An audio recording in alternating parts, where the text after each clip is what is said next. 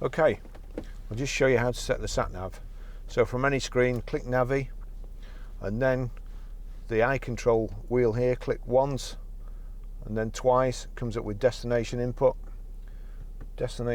there, postcode.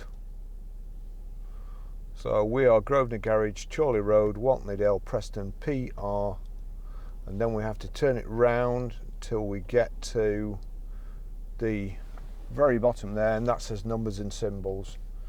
So PR 5 4, and then click that again. It's gone back to ABC.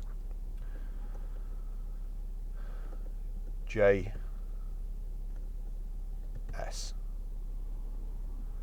and then you've got a choice of PR5 4JS Preston Lancashire or PR5 4JS Walton-le-Dale. Same thing really. That's it.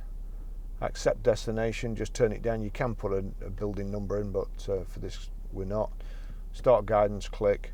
That's it.